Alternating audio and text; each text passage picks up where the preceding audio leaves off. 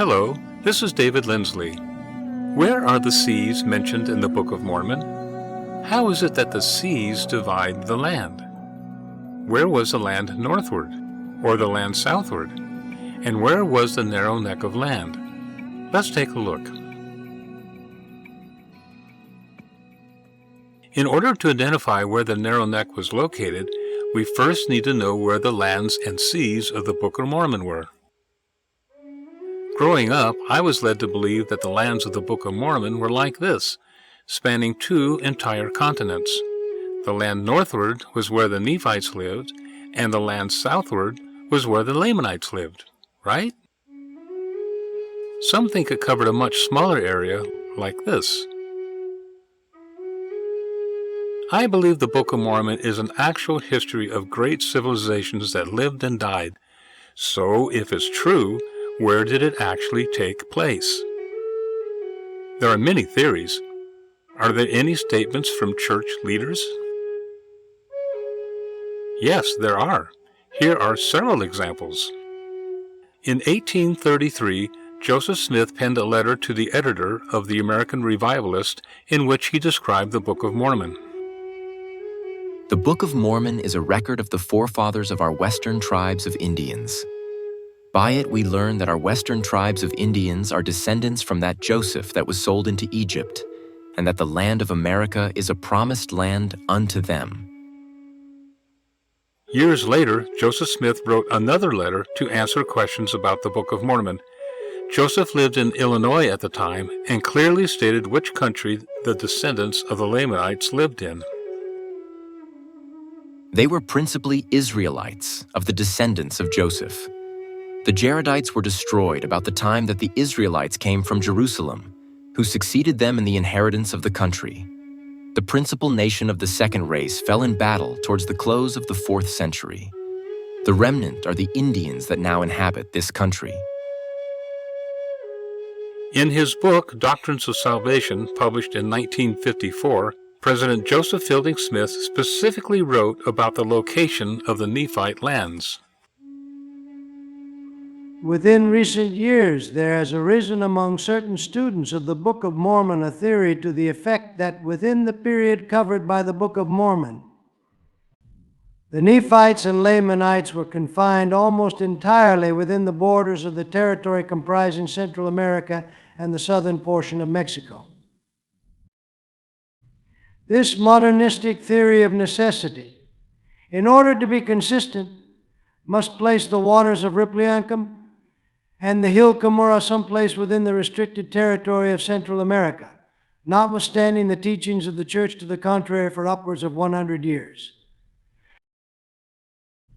Because of this theory, some members of the Church have become confused and greatly disturbed in their faith in the Book of Mormon. It is for this reason that evidence is here presented to show that it is not only possible that these places could be located as the Church has held during the past century, but that in very deed such is the case. From all the evidence in the Book of Mormon, augmented by the testimony of the prophet Joseph Smith, these final battles took place in the territory known as the United States and in the neighborhood of the Great Lakes and hills of western New York. More recently, Elder L. Tom Perry had this to say. The United States is the promised land foretold in the Book of Mormon. Where did the Book of Mormon take place? The answers from prophets and apostles seem pretty clear. According to Joseph Smith and others, the Nephite nation was in the area of the eastern half of the United States, mainly around the Great Lakes region. This is known as the Heartland model. Here's a quick overview. When Lehi and his family left Jerusalem, the ocean currents took them around Africa and sent them westward, landing in or around present-day Florida. This map from 1894 shows the thousands of documented Indian burial mounds throughout the eastern half of the United States.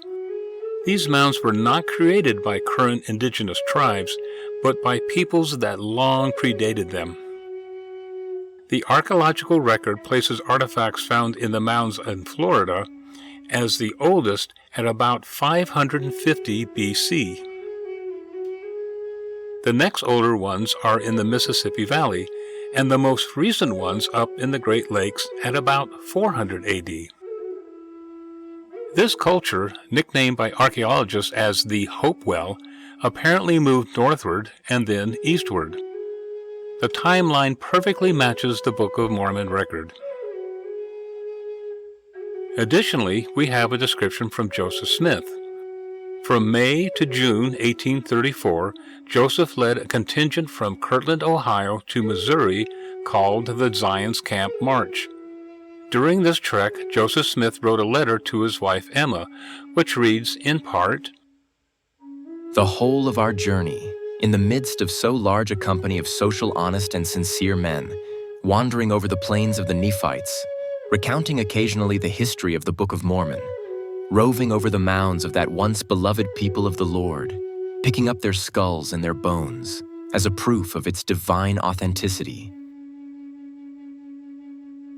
Recorded in the history of the Church, on June 2, 1834, while on Zion's Camp March, Joseph Smith Jr. along with several other men crossed the Illinois River and camped on the west bank. The following morning, Joseph and some of the brethren visited a prominent mound on top of the bluffs overlooking the Illinois River. The brethren procured a shovel and a hoe, and removing the earth to the depth of about 1 foot, discovered the skeleton of a man, almost entire, and between his ribs the stone point of a Lamanitish arrow which evidently produced his death. The visions of the past being opened to my understanding by the Spirit of the Almighty, I discovered that the person whose skeleton was before us was a white Lamanite, a large, thick-set man and a man of God. His name was Zelph. He was a warrior and chieftain under the great prophet Onondagas, who was known from the hill Cumorah, or Eastern Sea, to the Rocky Mountains. He was killed in battle by the arrow found among his ribs during the last great struggle with the Lamanites and Nephites. Notice that Joseph said that Zelph was known from the hill Cumorah, or Eastern Sea, to the Rocky Mountains. So Joseph specifically identified where the Eastern Sea of the Book of Mormon was located. Here is the hill Cumorah, and the easternmost of the Great Lakes right next to it is Lake Ontario, or Eastern Sea. Since Joseph labeled Lake Ontario as the Eastern Sea, we can identify the remaining Great Lakes with the names used in the Book of Mormon. The inset on the right shows the Sea of Galilee and Dead Sea at the same exact scale as the larger map. Notice how small the seas are compared to the Great Lakes. The Great Lakes are far larger than the seas of the Holy Land and could easily have been called seas. What did the Nephites call the oceans? Many waters. Even though Joseph received the place at the hill Cumorah in New York, some people speculate that there was a second hill Cumorah in Central America. Is it correct that there were 2 hill Cumorahs? We look to our Latter-day Prophets again for answers to this question. Apostle Marion G. Romney said this in 1975. In the western part of the state of New York near Palmyra is a prominent hill known as Hill Cumorah. On July the 25th of this year, as I stood on the crest of that hill, admiring the awe-inspiring and breathtaking panorama which stretched out before me on every hand, my mind reverted to the events which occurred in that vicinity some 25 centuries ago, events which brought to an end the great Jaredite nation. This second civilization of which I refer, the Nephites, flourished in America between 600 BC and 400 AD. Their civilization came to an end for the same reason, at the same place, and in the same manner as did the Jaredites. President Brigham Young said this. When Joseph got the plates, the angel instructed him to carry them back to the hill Cumorah, which he did. Oliver says that when Joseph and Oliver went there, the hill opened, and they walked into a cave, in which there was a large and spacious room. President Young further described that there were wagon loads of records in the room, which indicates that this was where Mormon placed all the Nephite records that he had gathered.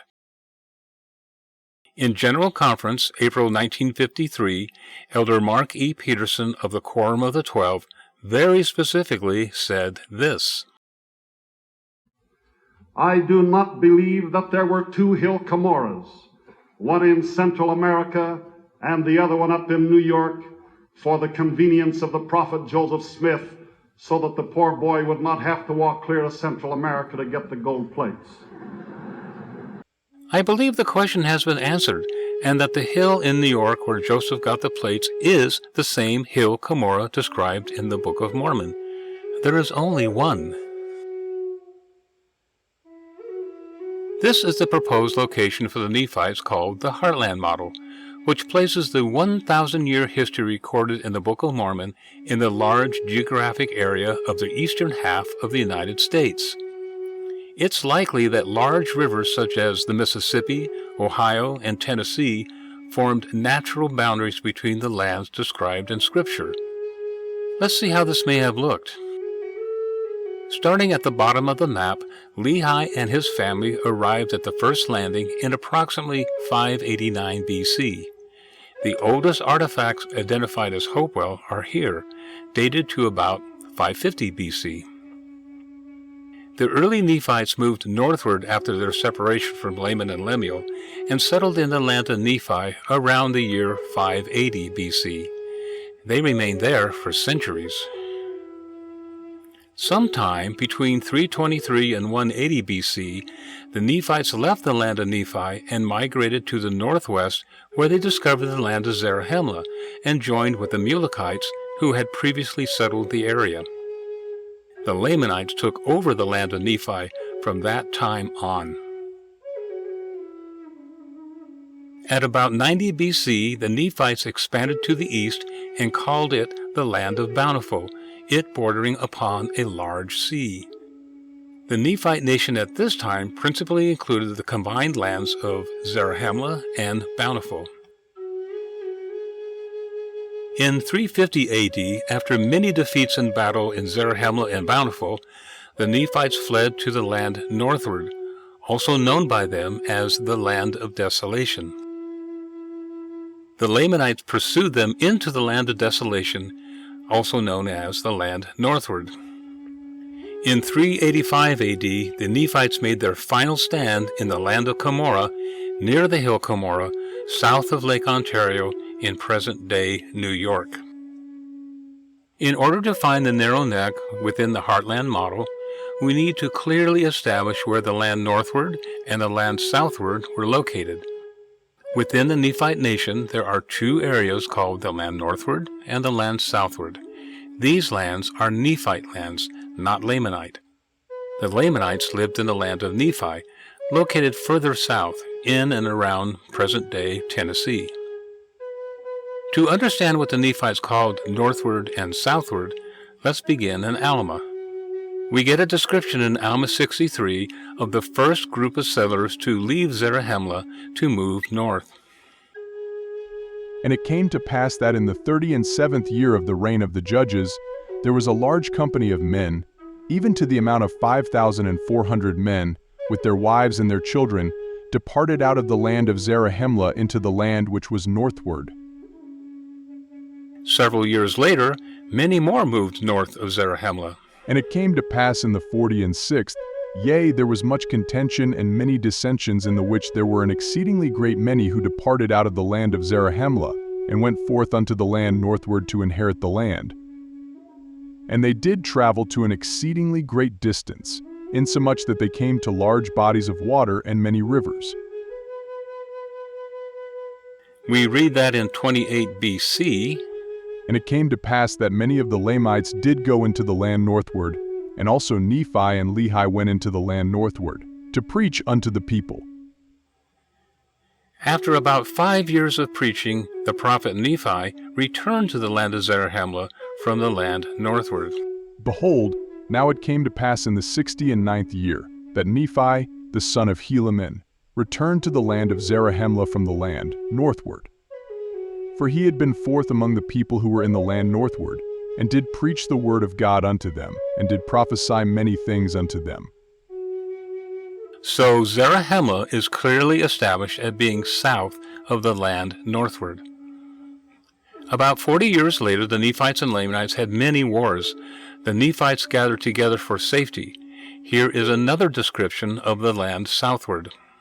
And the land which was appointed was the land of Zarahemla, and the land which was between the land Zarahemla and the land bountiful, yea, to the line which was between the land bountiful and the land desolation. And there were a great many thousand people who were called Nephites, who did gather themselves together in this land. Now Lyconius did cause that they should gather themselves together in the land southward, because of the great curse which was upon the land northward. Over 300 years later, the prophet Mormon tells us that he moved from the north into the south. And it came to pass that I, being 11 years old, was carried by my father into the land southward, even to the land of Zarahemla. This shows that Zarahemla was indeed located in the land southward. There are 7 references in the Book of Mormon that refer to the narrow pass or passage or neck. Even though there are 3 different terms that refer to this narrow place, the description of each is exactly the same, and I believe refers to the one same place. Let's look at where this narrow place could have been located. This is a close-up of the southern end of Michigan as it is today, with Lake Michigan on the left and Lake Erie on the right. This overlay shows the Great Black Swamp, which was an extension of Lake Erie that existed until the 19th century. The swamp stretched the shoreline of Lake Erie westward, as far west as present-day Fort Wayne, Indiana. 2,000 years ago, the area of the Great Black Swamp may have been a deeper lake. Either as a swamp or deeper lake, these watery areas would have been a natural barrier to settlements and travel. With expanded water areas, the southern portion of Michigan narrowed considerably. Let's take a closer look. This map shows the current topography of southern Michigan and the distance between the Great Lakes. Much of the land there is very flat and just a few feet above the current water level of the surrounding lakes. The arrows show the present-day width of southern Michigan. The red dots are the mounds published in the 1894 survey that shows where ancient settlements existed. Here is a line that follows around the lowest land areas and, significantly, in between the mounds. There are clearly areas which lack any mounds or settlements. Researchers say that 2,000 years ago the water levels in the Great Lakes were higher than they are today. This map shows the water level raised to fill in those lowest areas where the mounds are absent. See how narrow the southern edge of Michigan becomes. Travel between these wet and low-lying areas would have been on the higher ridges of land, including this narrow land feature. In Ether, we read, And they built a great city by the narrow neck of land, by the place where the sea divides the land. The narrow neck is where the sea divides the land.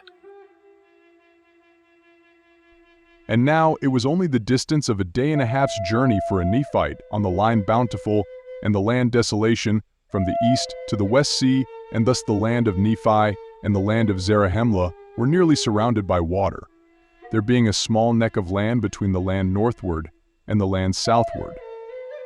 So neck describes the small piece of land between the seas and is the path between the two lands.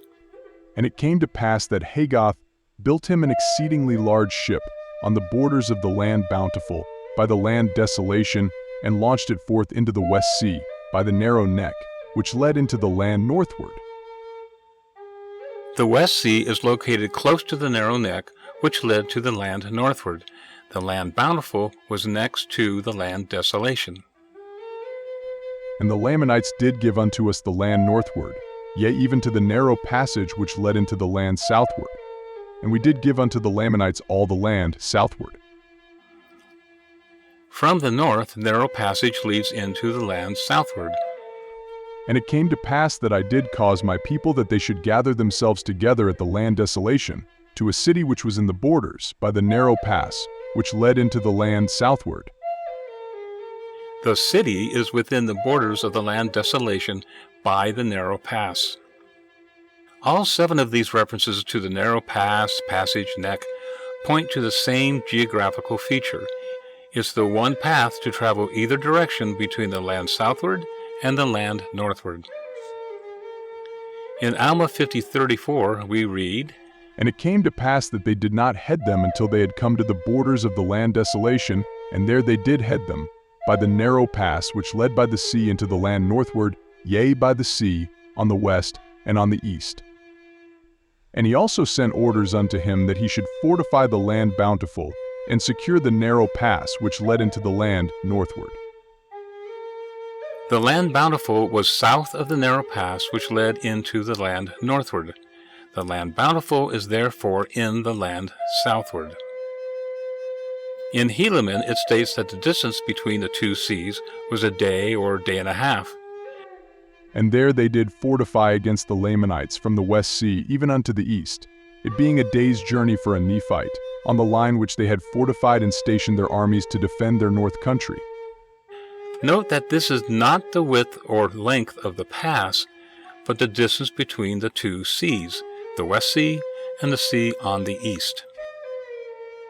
So the narrow pass, which was located on the narrow neck, would have been a narrow ridge or area that was above the low-lying areas. It would not have been very wide enough to travel on, but narrow enough to defend against enemies. The narrow pass shown here in brown could have been somewhere in this general vicinity. Also note that the mention of seas can be confusing. For instance, the East Sea and the Sea East are not necessarily the same. One is a proper name, while the other is the sea in that direction. Note that the sea on the east is not the East Sea. It's simply the sea that is on the eastern side of the narrow neck. Some say that Joseph Smith's knowledge of where the Nephites and Lamanites lived was limited, and that he did not know for sure. Before Joseph received the plates, he was taught by the angel Moroni and other messengers over several years. Joseph shared with his family details about the ancient Nephites and Lamanites. The prophet's mother, Lucy Mack Smith, wrote the following. He would describe the ancient inhabitants of this continent, their dress, mode of traveling, and the animals on which they rode. Their cities, their buildings with every particular, their mode of warfare, and also their religious worship. This he would do with as much ease, seemingly, as if he had spent his whole life among them. Of course Joseph knew. I firmly believe that Joseph Smith is the Lord's prophet of the Restoration, and he received revelation and direct instruction regarding the Book of Mormon. The Book of Mormon is the keystone of our religion. If the Book of Mormon is true, then Joseph Smith was the prophet of God, and the Church of Jesus Christ of Latter-day Saints is Christ's restored church on earth today. As President Joseph Fielding Smith stated, because of the Central American theory, some members of the church have become confused and greatly disturbed in their faith in the Book of Mormon. Because of the apparent lack of physical evidence, some erroneously believe that the Book of Mormon is an allegory, no better than a fairy tale. But actually, there is abundant evidence that it is a real history, as we have just seen. I believe Joseph Smith, Brigham Young, Joseph Fielding Smith, and others who state that the Book of Mormon took place in the areas they say, namely America. Please visit my website, davidlindsley.com. You will find links to all my free YouTube videos where I go into much more detail showing the evidence of the Book of Mormon transpiring in North America. The Heartland Artifacts series shows many examples of ancient artifacts found over the years. I also have a book titled The Land Northward. This 200-page full-color book describes the land northward and southward, the location of the Narrow Neck, along with the likely path the Nephites traveled from first landing to their eventual destruction at the hill Cumorah. In it, I correlate American artifacts with the Book of Mormon and much, much more. I presented here just a taste of the enormous evidence that supports our prophets and scholars for a North American setting to the Book of Mormon. There are countless books, articles, and videos that give much more information than I can. If you want to know more, I recommend as a starting point you consider Wayne May's new magazine series called Land of Promise, Uncovering Ancient America. In each issue are dozens of articles by prominent authors and researchers such as Wayne May, Bruce Porter, Jonathan Neville, David Hawking, Kevin Price, and many others. Thanks for watching, and I hope you enjoyed this video and will share it with your friends and family.